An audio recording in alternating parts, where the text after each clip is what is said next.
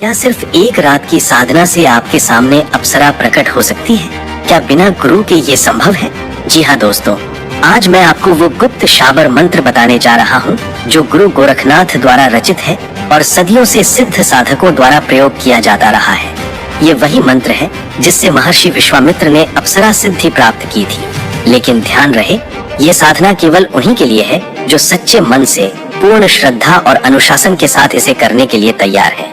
यदि आप अपने जीवन में दिव्य शक्तियों का अनुभव करना चाहते हैं तो इस वीडियो को अंत तक देखिए, क्योंकि आज मैं आपको वो पूर्ण विधि, सिद्ध शाबर मंत्र और सभी जरूरी नियम बताऊंगा जो आपको कहीं और नहीं मिलेंगे। साधना सूत्र के सभी साधकों को मेरा नमस्कार। मित्रों, सबसे पहले ये समझना जरूरी है कि अप्सरा साधना क्या है और ये इतनी शक्तिशाली क्यों है। संस्कृत में अप्सरा का अर्थ है जल से उत्पन्न होने वाली दिव्य शक्ति। जब समुद्र मंथन हुआ तब क्षीर सागर से लक्ष्मी, कामधेनु और अमृत के साथ ही अप्सराओं का भी जन्म हुआ। ये स्वर्ग लोक की नर्तकियां हैं जो इतनी सुंदर होती हैं कि बड़े बड़े ऋषि मुनियों की तपस्या भी उनके सामने विचलित हो जाती थी। उर्वशी, मेनका, रंभा, तिलोत्तमा, पुष्पदेहा, ये कुछ प्रसिद्ध अप्सराएं हैं जिनकी कथाएं पुराणों में मिलती हैं। अब सवाल उठता है कि आखिर ये साधना क्यों करें? तो इसका जवाब बहुत स्पष्ट है। अप्सरा सिद्ध होने पर साधक का जीवन पूरी तरह बदल जाता है और इस बदलाव की शुरुआत होती है धन संपत्ति से। जब अप्सरा सिद्ध होती है तो साधक के पास धन के स्रोत अपने आप खुलने लगते हैं। व्यापार में अप्रत्याशित लाभ होने लगता है, नौकरी में तरक्की मिलती है और जीवन में ऐसे अवसर आते हैं जिनकी कल्पना भी नहीं की जा सकती। इसके साथ ही साधक के व्यक्तित्व में एक अद्भुत चुंबकीय आकर्षण आ जाता है जिससे लोग उसकी ओर स्वाभाविक रूप से खींचे चले आते हैं। चेहरे पर दिव्य तेज आता है, शरीर से मनमोहक सुगंध आने लगती है और आपकी उपस्थिति मात्र से लोग प्रभावित हो जाते हैं। लेकिन सबसे महत्वपूर्ण लाभ है कायाकल्प, यानी शरीर का पुनर्निर्माण। प्राचीन ग्रंथों में बताया गया है कि अप्सरा साधना से साधक की उम्र 500 वर्ष तक बढ़ सकती है और वो हमेशा युवा बना रहता है। एक अनुभवी साधक ने बताया कि 50 वर्ष की उम्र में भी उन्हें 25 साल के युवक जैसी शक्ति और ऊर्जा मिलती है। इसके अलावा सभी रोगों से मुक्ति, मानसिक शांति, दिव्य ज्ञान की प्राप्ति और जीवन में पूर्ण आनंद की अनुभूति होती है। अब इतने सारे लाभों को देखकर मन में ये सवाल उठता है कि क्या ये साधना बिना गुरु के संभव है या नहीं? मित्रों, तंत्र परंपरा में गुरु का स्थान सबसे ऊपर है और इसमें कोई संदेह नहीं। गुरु मंत्र को सिद्ध करके देते हैं, साधना में आने वाली बाधाओं से रक्षा करते हैं और हर कदम पर सही मार्गदर्शन देते हैं। परंतु यहाँ एक गुप्त सत्य है जो बहुत कम लोग जानते हैं। कुछ विशेष शाबर मंत्र ऐसे होते हैं जो स्वयं सिद्ध हैं। इन मंत्रों को गुरु गोरखनाथ, दत्तात्रेय भगवान और बाबा मच्छिंदर नाथ जैसे महान सिद्धों ने इतनी शक्ति से युक्त किया है कि यदि साधक की श्रद्धा सच्ची हो, नियत शुद्ध हो और वो पूर्ण अनुशासन के साथ साधना करे तो बिना देहधारी गुरु के भी सिद्धि मिल सकती है। ऐसी स्थिति में साधक भगवान शिव या भगवान विष्णु को अपना गुरु मानता है और उनका आशीर्वाद लेकर साधना शुरू करता है। ये मार्ग कठिन जरूर है लेकिन असंभव नहीं, और आज मैं आपको वही मार्ग दिखाऊंगा जिससे आप बिना गुरु के भी ये साधना कर सके, बशर्ते आप सभी नियमों का पूर्ण पालन करें। अब हम आते हैं मुख्य विषय पर, एक रात की अप्सरा साधना की पूर्ण विधि। ये साधना विशेष रूप से गुरु गोरखनाथ द्वारा रचित शाबर मंत्र पर आधारित है जो अत्यंत तीव्र और सटीक परिणाम देने वाला है। शाबर मंत्रों की विशेषता ये है कि ये सीधे और स्पष्ट होते हैं, इनमें किसी जटिल संस्कृत श्लोक की आवश्यकता नहीं होती और ये कलयुग में सबसे अधिक प्रभावशाली माने जाते हैं। सबसे पहले आपको कुछ सामग्री की आवश्यकता होगी जो बहुत सरल और आसानी से उपलब्ध है।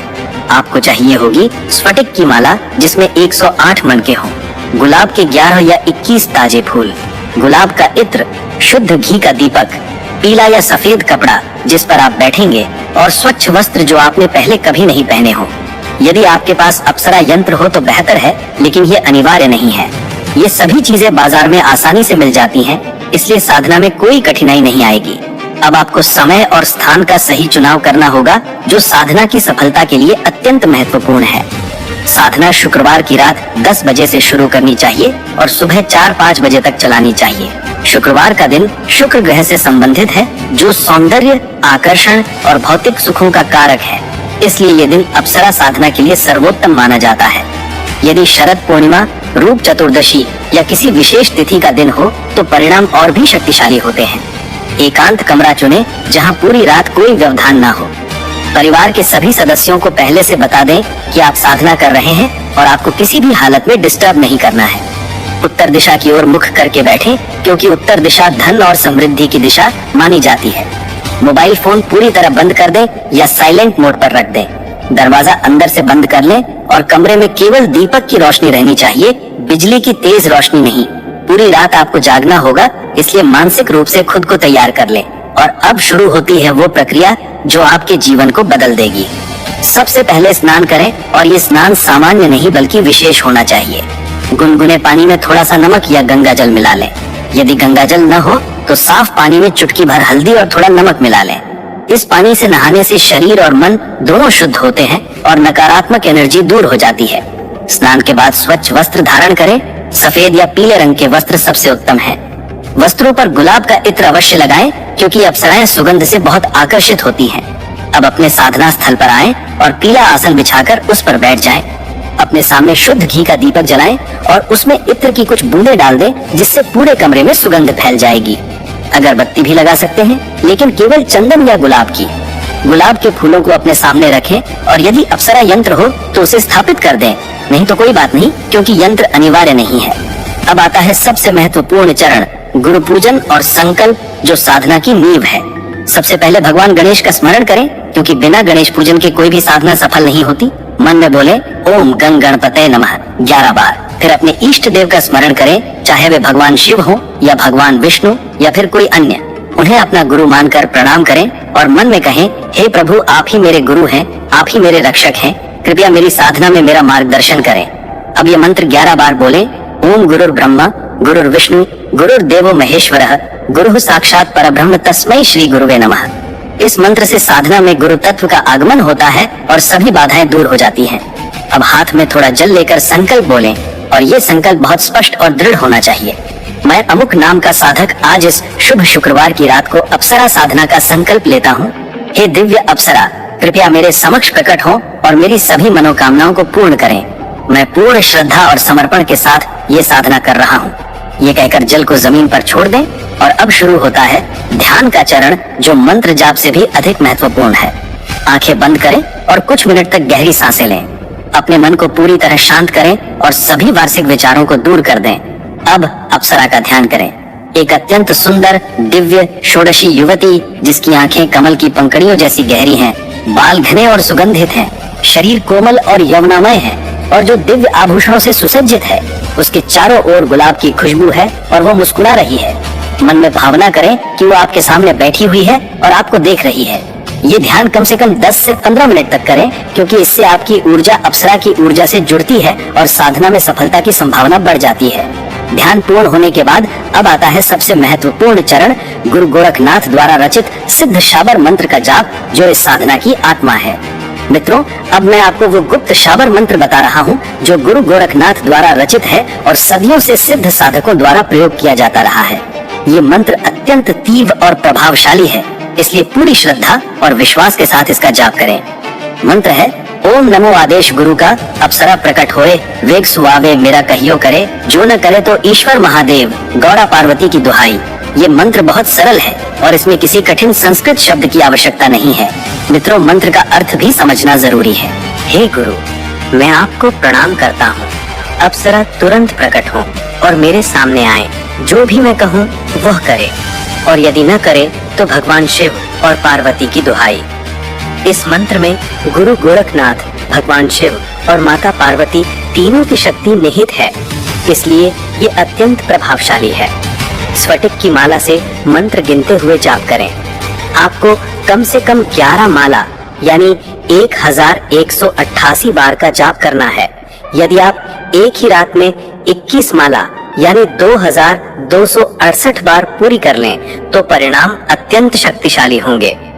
हर माला पूरी होने पर एक गुलाब का फूल अर्पित करें और मन में कहें, हे देवी, ये पुष्प आपको समर्पित है। जाप के दौरान मन को भटकने न दें, केवल मंत्र पर ध्यान केंद्रित रखें। यदि बीच में किसी कारणवश ध्यान भटक जाए तो घबराएं नहीं, बस फिर से मंत्र पर ध्यान लगाएं और जाप जारी रखें। और जैसे जैसे आप जाप करते जाएंगे, वैसे वैसे आपको कुछ विशेष अनुभव होने शुरू हो जाएंगे, जो संकेत है कि साधना सही दिशा में जा रही है। जाप के दौरान आपको कई दिव्य अनुभव हो सकते हैं और इन्हें समझना बहुत जरूरी है। सबसे पहला संकेत होता है पायल की मधुर झंकार सुनाई देना। यह आवाज बहुत हल्की होगी और ऐसा लगेगा जैसे कोई आपके पास आ रहा है। दूसरा संकेत है गुलाब की तीव्र सुगंध का अनुभव होना। भले ही आपने थोड़ा सा इत्र लगाया हो, लेकिन अचानक से ऐसा लगेगा जैसे हजारों गुलाब एक साथ खिल गए हों। तीसरा संकेत है किसी का हल्का स्पर्श महसूस होना, कंधे पर, सिर पर या हाथ पर। चौथा संकेत है ठंडी हवा का झोंका लगना या कमरे का तापमान अचानक बदलना। पांचवा संकेत है मधुर संगीत या घुंघरुओं की आवाज सुनाई देना। छठवां संकेत है बंद आंखों के सामने दिव्य प्रकाश या सुंदर दृश्य दिखना। ये सभी संकेत बताते हैं कि अप्सरा की उपस्थिति आपके आसपास हो गई है और आपकी साधना सफल हो रही है। इन संकेतों को पाकर घबराना नहीं है, बल्कि मन में खुशी और आभार महसूस करना है और मंत्र जाप जारी रखना है। परंतु कभी कभी साधना में परीक्षा भी आती है, जिसके लिए आपको तैयार रहना होगा। कभी कभी साधना के दौरान डरावनी आवाजें, भयानक दृश्य या किसी अदृश्य शक्ति का दबाव महसूस हो सकता है। ये परीक्षा है ये जांचने के लिए कि आपका मन स्थिर है या नहीं, आपके अंदर डर है या नहीं। यदि ऐसा कुछ हो तो बिल्कुल न डरें और ना ही अपने आसन से उठें। बस मन में भगवान शिव का स्मरण करें और मंत्र जाप जारी रखें। कुछ ही देर में ये सब गायब हो जाएगा और फिर से सकारात्मक अनुभव होने लगेंगे। ये बहुत महत्वपूर्ण है कि आप किसी भी स्थिति में साधना बीच में न छोड़ें, क्योंकि अधूरी साधना बहुत खतरनाक होती है।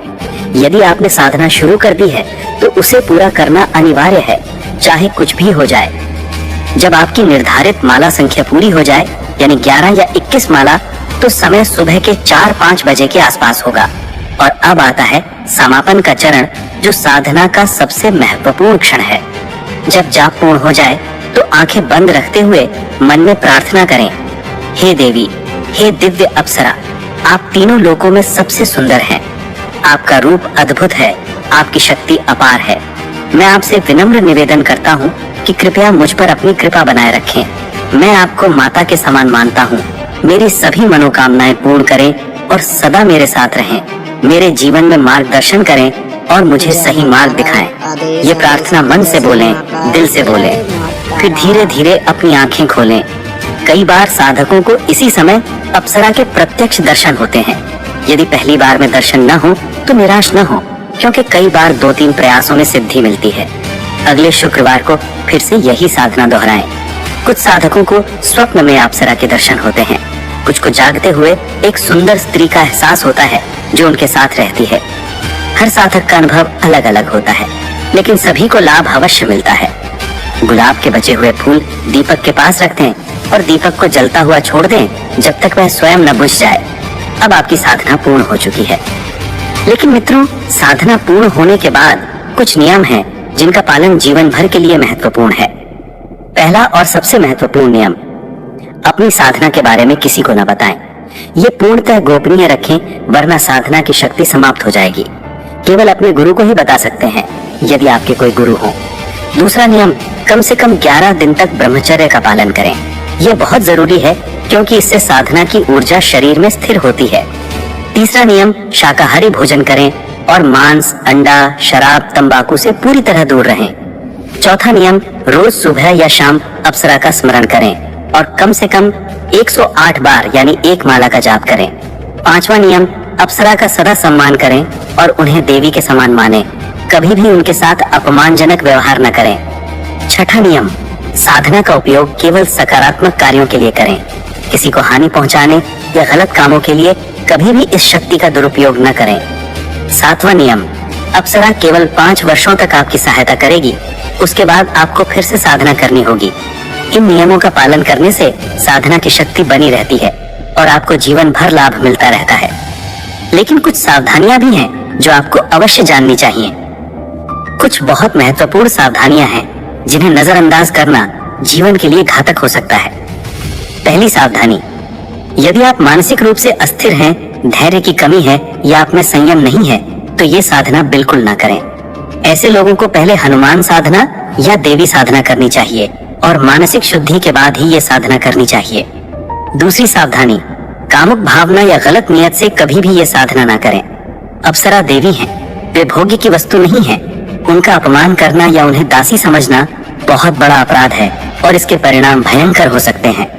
तीसरी सावधानी, साधना को बीच में कभी न छोड़ें। अधूरी साधना से बुरी आत्माएं अप्सरा का रूप धारण कर लेती हैं और साधक को मानसिक और शारीरिक नुकसान पहुंचा सकती हैं। चौथी सावधानी, 18 वर्ष से कम उम्र के लोगों को ये साधना नहीं करनी चाहिए।